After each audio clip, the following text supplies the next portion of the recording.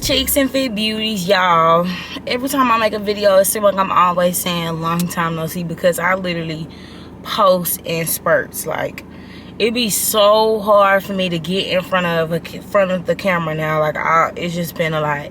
But I had to come tell y'all what your girl been going through. Like, before, I feel like now, after what I have just recently been through, before all the videos that I had been posting about me going through stuff, it was so minor compared to how my life has changed over these last 2 weeks.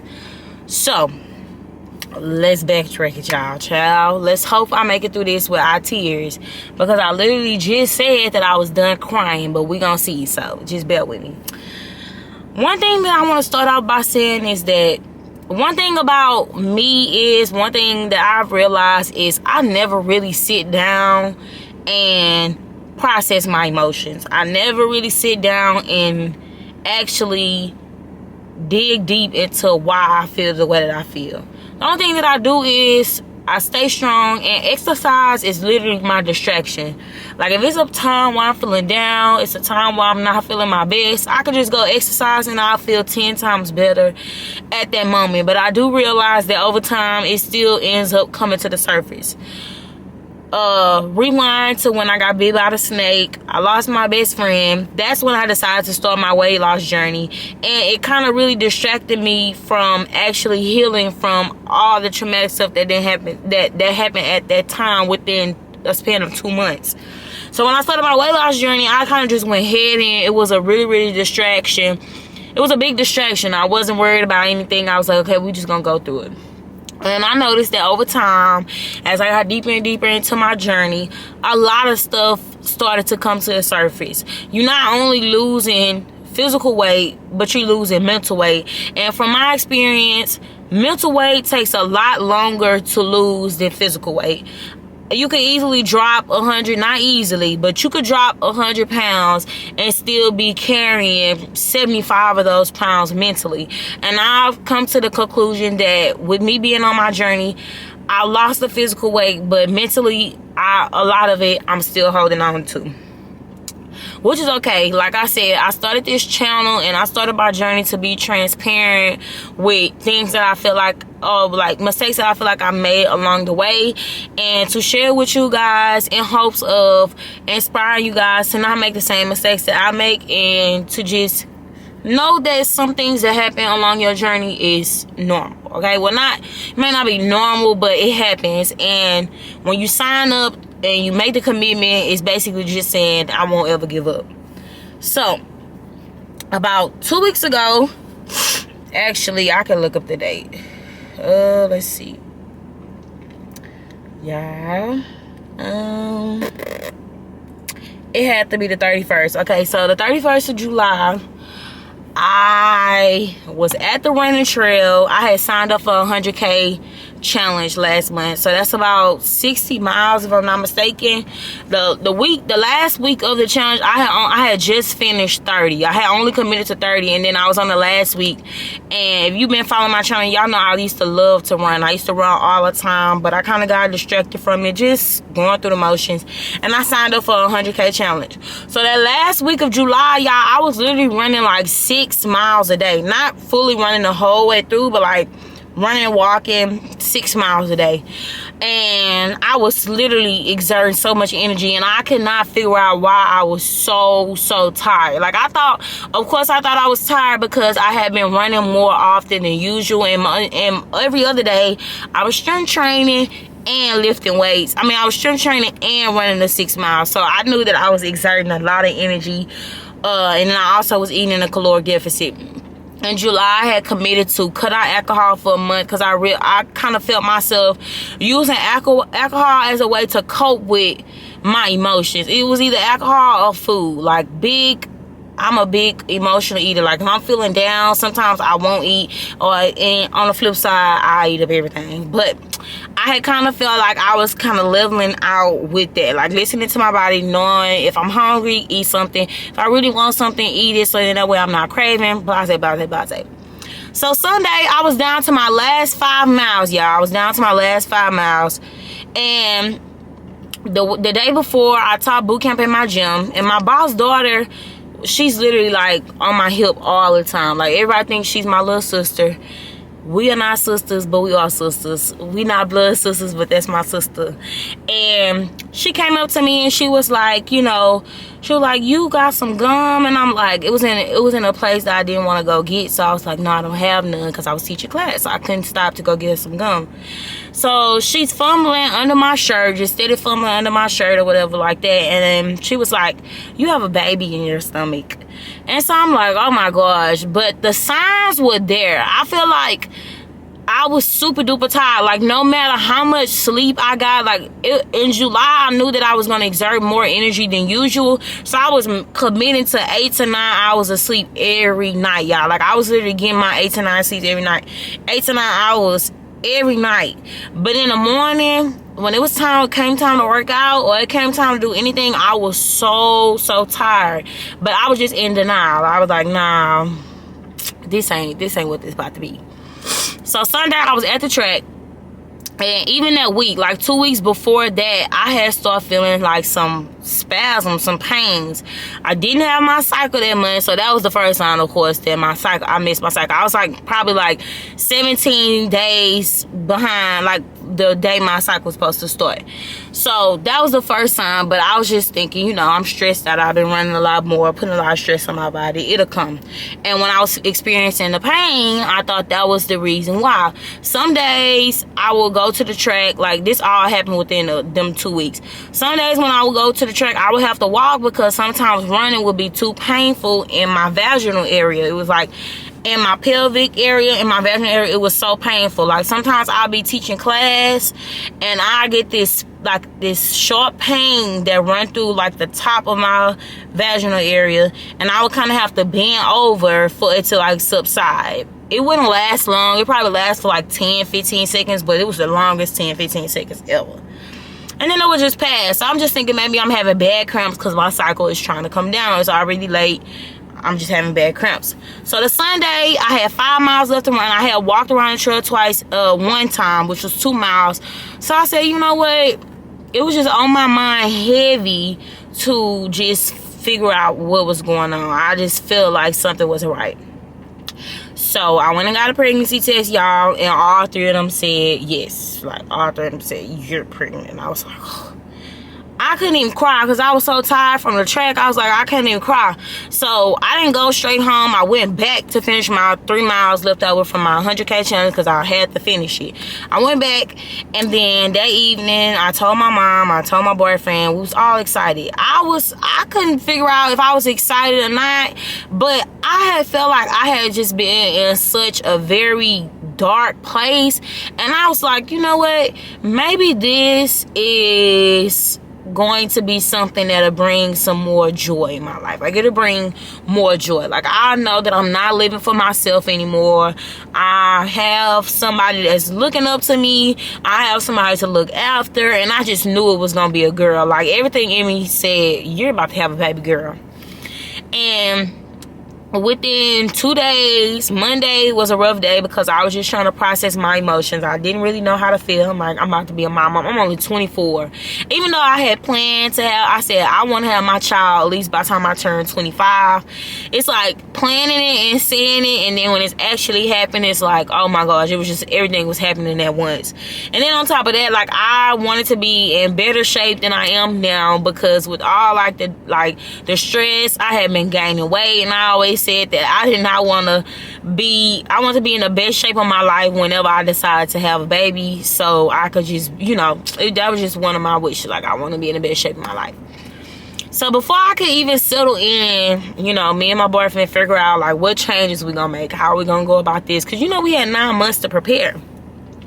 Monday was fun. I went to go try to find an ultrasound, but I wasn't far along enough for them to be able to see it. I had went to this place called Little Belly, so you basically get an ultrasound anytime to see the baby on the scan, but you have to be at least 5 weeks. And it's not a transvaginal one, so they're not actually going in. They're just going right over your tummy to see it. So of course I wasn't far along, and the technology they had wasn't as complex enough to be able to see it. So I was just like, okay, my mama had booked me an appointment with my OBGYN, so I was just like, okay, I'll just wait the 2 weeks. We was about to get ready to go to New Orleans, so I was sad about that because I'm like, dang, I can't even drink. I can't even have drink, but I'm like, I'm going to still go and have a good time, eat up the food because, baby, I love to eat. So I'm like, we're going to roll with it. I'm like, you know, we're going to roll with it. I'll just go out of town. Of course, I was scared to tell my daddy because I just feel like I was letting him down by being pregnant, but he was convinced me that he wasn't let down. It was just a very emotional time because, like, I'm just like, bro, this is not what was a part of their plans right now. I was just trying to stay afloat. So Tuesday, I got up, went to work. I got up and when I went to work, I came home and I had planned to work out Tuesday, but I was just super duper tired. It's like as soon as I found out, everything all made sense as to why I was so tired. Like, it was like even in my face just looked drained. I was drinking so much water. I was really cutting back on a lot of my sweets, so I wasn't eating a lot of sweets. I was drinking a lot of water, eating my fruit, so I just felt like I should have been glowing, but my face was giving drained. Like, it was all under my eyes. Like, I was just super duper tired. And then on top of that, like, I was working out really hard, hitting my macros, and no matter what, my weight just kept going up, y'all. Like, it was like either stand still or going up. Like, my weight was going up, and even when my weight was staying the same, my pants started to get super duper tight. And it wasn't like around my waist area, it was like in my hips. Like, that's what I'm like, bro, my booty getting too big. Don't get me wrong, your girl want a big booty, but it was just getting too big. I was like, hold on now, it's a little too much for me. But Tuesday, I came home from work and I went to go use the restroom. So I was gonna use the restroom, and then literally right after I used the restroom, this way everything like took a big turn, y'all. After that, I used the restroom, and it was just like the process of using the restroom was so painful. So I'm thinking it's just another one of those spasms. It will go away like it usually do, but this time it was different. So I laid down on my back because that was the only thing that was comfortable. I laid down on my back and I kind of fell asleep because that's how tired I was, y'all. I kind of fell asleep, and after that I woke up and the pain was like 10 times worse. It was so painful, y'all. I literally couldn't walk. I literally balled myself up on the couch and I just cried and I cried and I cried and I cried. I was like, something is wrong. So I called my mama and I said, Mama, I think something not right. But I already kind of wanted to check because I had already experienced the pain. So then for that to happen, I'm like, oh my God, like, this not right, something not right. So I ended up taking myself to the emergency room. Y'all, walking was terrible. Trying to walk was hard. I couldn't even stand up straight. Like, driving, going over any bumps was painful. Coughing, laughing, everything was just so painful. And using the restroom, I had to literally concentrate, and don't let me have to do number 2. It was bad. So I got to the emergency room, and they said that they was gonna order a transvaginal ultrasound, which is what I had wanted, just to see if everything was okay. So she had already explained to me that either 2 things could have been going on. Like, she said, you know, like, you could just be experiencing normal pains in your first trimester, or you could be experiencing ectopic pregnancy. So me, I started getting on Google while I was waiting on them to come with the ultrasound. It was like the ectopic pregnancy. Basically, the baby will be growing outside of the uterus, basically not in a place that it's supposed to grow, and it really was no way of saving it. It don't matter, like, you really just couldn't save it. So once I went through the ultrasound, the pain was so terrible, y'all. Like, I literally couldn't even sit through the ultrasound. It was so bad. But I went through it because I really was concerned. Like, even though I had just found out that I was about to have a child, the attachment that I had to the baby was so strong. And I always thought that, like, you know, if you have a baby and it's not really developed, like, you wouldn't be super duper attached to it. But I was literally trying to guard myself for my life, y'all. Like, I was trying to guard myself for my life. Like, I was like, I don't need nothing to happen to this baby. I was going to continue to work out, but I was going to make sure that I got cleared first and everything. I was literally going to make sure I took care of myself the best that I had ever taken care of myself. So once they did the transvaginal thing, she basically was just like, you know, that it's growing in your fallopian tube, and we about to get ready to transport you over to, you know, the women's hospital, because you either have to take the pill or go into surgery. But either way, it wouldn't result in a baby. And I feel like it was just too much to process at one time, because they really don't give you enough time to, you really don't have no time to figure out. You don't have a choice. Basically, you really don't have a choice. So that really just took me for a loop. I was already having panic attacks, y'all. I was in the emergency room, and I told my mama to please come get me, because I feel like the man had drugged me. The whole time I was just having an anxiety attack. He took my blood and he flushed my line, and then after that I got so hot. I started sweating. Like, you would have thought I had just finished an hour on the Studmaster and how hard I was sweating. But it really just, my nerves was super bad. My nerves wasn't that bad when I got bit by that snake, so I know that this was a lot different. But after that, basically, before I knew it, I was in surgery, y'all, and the baby was gone. And the whole time I'm like, I take care of my body so much. How did this even happen? So when I shared my story on Instagram, a lot of women had reached out and said, you know, that this happened to them before. And it really had just broke my heart, because I felt like that I didn't have a chance. Even though that I know that I have another chance, it's just the fact that I didn't get the chance that I had right then and there.